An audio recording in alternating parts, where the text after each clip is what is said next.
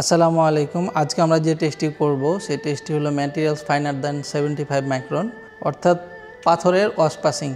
এই টেস্টটি করার জন্য আমাদের যে অ্যাপারেটাসগুলো লাগবে সেটা হলো একটা ব্যালেন্স লাগবে, একটা 75 মাইক্রন চালনি লাগবে, অর্থাৎ 200 নাম্বার চালনি লাগবে। এরপর আমাদের লাগবে স্যাম্পল আর একটা ওভেন। সো প্রথমে আমরা আজকে যে স্যাম্পলের টেস্ট করতেছি সেই স্যাম্পলের যে ম্যাক্সিমাম নমিনাল সাইজ সেটা হলো 19 mm। এখন প্রথমে আমরা যেটা করব সেটা আমাদের যে নির্দিষ্ট পরিমাণ স্যাম্পল নিয়েছি এই স্যাম্পলটা হলো ওভেন ড্রাই দিয়ে দেবো। সো 110 ডিগ্রি ±5 ডিগ্রি সেলসিয়াস তাপমাত্রায় আমরা ওভেন ড্রাই করে দেবো।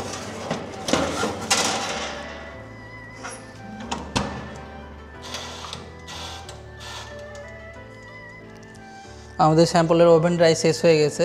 এখন আমরা স্যাম্পলটি ওভেন থেকে বের করে রুম টেম্পারেচারের জন্য 3 ঘন্টা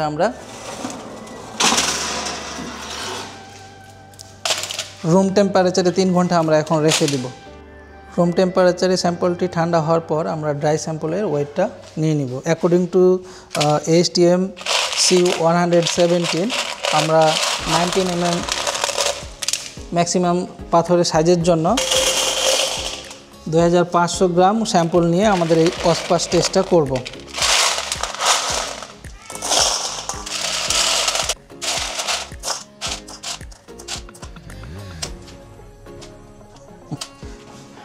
অ্যাকর্ডিং টু কোড আমরা 2500 গ্রাম হলো স্যাম্পল আমরা ওভেন ড্রাইয়ের এই টেস্টের প্রধান কারণ হচ্ছে যে পাথরের সাথে আমাদের ধুলাবালি, কাদা, সিল্ট যা আছে এগুলো কত পার্সেন্ট আছে সেটা নির্ণয় করা। আমাদের পাথরের সাথে যে ধুলা, কাদা, সিল্ট অনেক কিছুই থাকে, তো এই পরিমাণটা নির্ণয় করা এই টেস্টের প্রধান লক্ষ্য। তো আমরা যে ওভেন ড্রাই করার পরে আমরা যে স্যাম্পলটা মাপ নিয়েছি ওই স্যাম্পলটাকে আমরা এখন পানি দিয়ে সুন্দর করে ওয়াশ করব। ওয়াশ করার পরে এই যে পানিটা থাকবে এই পানিটা 75 মাইক্রন চালনি দিয়ে আমরা চালবো। সো আমরা পাথরের গায়ে যে ধুলোবালি আছে এই ধুলোবালিগুলা সুন্দর মতো পরিষ্কার করতে থাকবো। 2-3-4 বারে আমরা পানি দিব। যতক্ষণ পর্যন্ত এই পানিটা ক্লিয়ার পানি না হয় ততক্ষণ পর্যন্ত আমরা এই ওয়াশিংটা করতে থাকবো পাথরগুলোকে।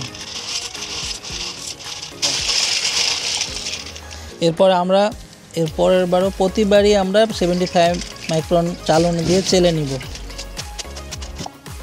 এবার লক্ষ্য রাখুন, দেখুন আমাদের যে পাথর ওয়াশ করার পরে পাথর একদম ওয়াটারটা ক্লিন হয়ে গেছে। এই ক্লিয়ার ওয়াটার থাকা পর্যন্ত আমাদের ওয়াশ করেছি। এখন ক্লিয়ার ওয়াটারটা আমরা আবার 75 মাইক্রন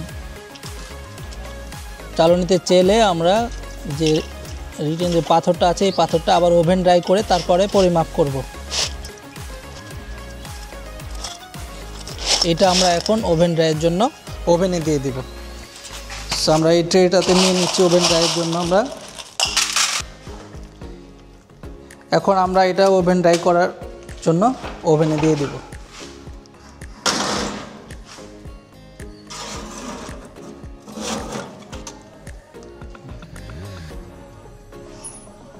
আমাদের ওভেন ড্রাই হয়ে গেছে। এরপর আমাদের ওভেন থেকে আমাদের স্যাম্পল বের করে রুম টেম্পারেচারে ঠান্ডা হওয়ার জন্য রেখে দেব।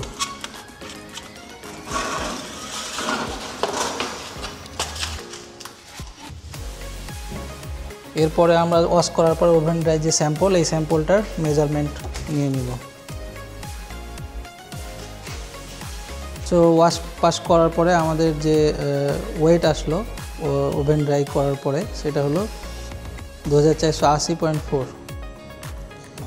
এবার আমরা ক্যালকুলেশন প্রসিডিউরটা দেখে ফেলি। আমরা প্রথমে যে ওভেন ড্রাই স্যাম্পল নিয়েছিলাম সেটা হলো 2500 গ্রাম। এরপরে আমরা যে ওয়াশ পাস করার পরে স্যাম্পলের যে ওভেন ড্রাই ওয়েট পাইলাম সেটা হলো 2480.4।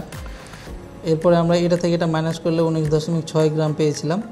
এরপরে আমাদের যে সূত্র অনুযায়ী ক্যালকুলেশন করে আমরা যে ওয়াশ পাসের যে ভ্যালু সেইটা পেয়েছি হলো 0.78%, যেটা 1%-এর নিচে।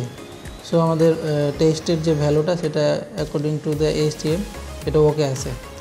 ফাইনালি আমাদেরকে কমেন্ট করে কোনো কিছু জানার উদ্দেশ্যে কমেন্ট করতে চাইলে কমেন্ট করেন, আমরা আপনাদেরকে অ্যাসিস্ট করব ইনশাআল্লাহ।